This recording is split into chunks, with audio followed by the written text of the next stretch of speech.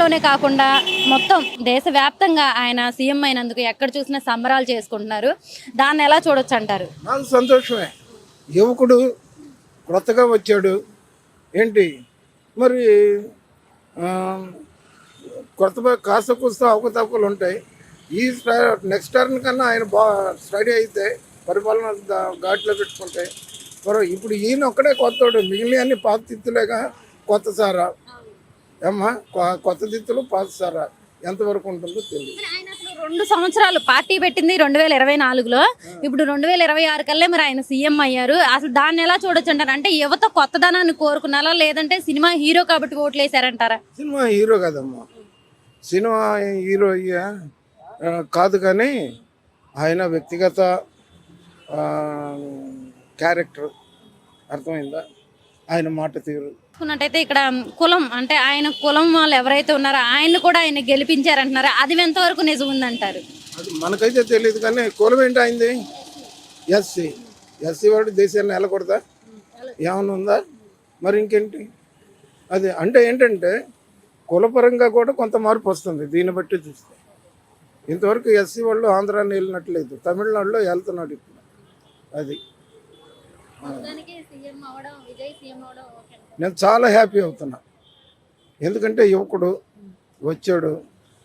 ఇప్పుడు డిఎంకే అన్న డిఎంకే ఇవన్నీ పాతయ్యాయి, ఏంటి కొత్తగా వచ్చాడు. మరి ఆయన ఎలాగా నిలుపుకుంటాడు? ఆయనకి సపోర్ట్ చేసిన వాళ్ళకి, ఆ క్యాన్వాసింగ్లో పాల్గొన్న వాళ్ళందరికీ నా శుభాకాంక్షలు. అది అంతేకాకుండా అండి, ఏపీకి రాజధాని రావడం మీకు ఎలా అనిపిస్తుంది? మనకి ఇక్కడ అమరావతి రాజధాని అవడం ఎలా అనిపిస్తుంది మీకు?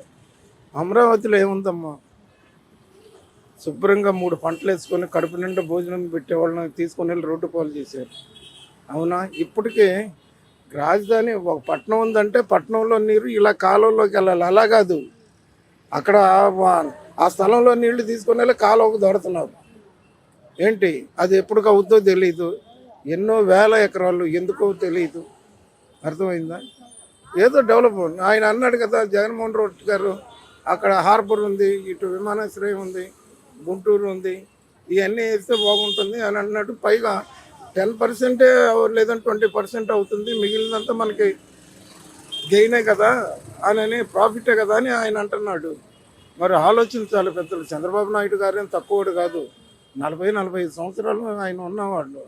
అది మరి ఆయనకి ఈ ఆలోచన ఎందుకు రాలేదు తెలీదు. యువకులు కోరుకోవాలి. అది యువకులకు వస్తే వాళ్ళ ఆలోచనలు, వాళ్ళ ఇది మాది ఉంది. చిన్నప్పుడు ఏంటి ఆలోనే ఉంటాం, కానీ ఇప్పుడు ట్రెండ్ మారింది.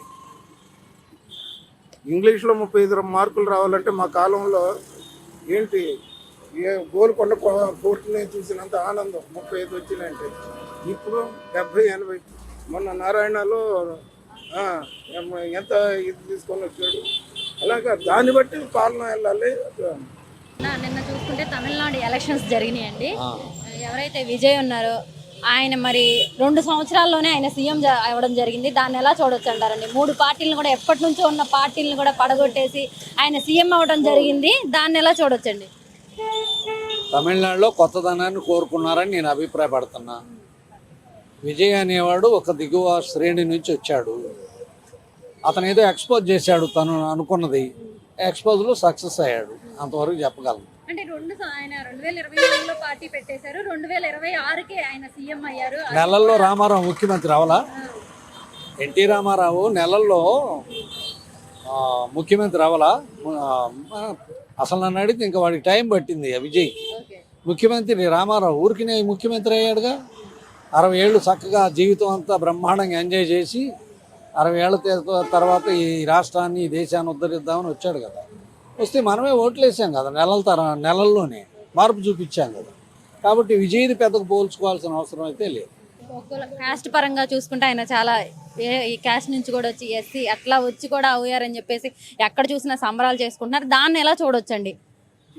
ఇది కాస్ట్ అనే దాన్ని నేను బలపరచనమ్మా. మార్పు కోరుకున్నారు అంతవరకే. అతను ఏం చేస్తాడనేది పాలన బట్టి మనకు అర్థం అవుతుంది.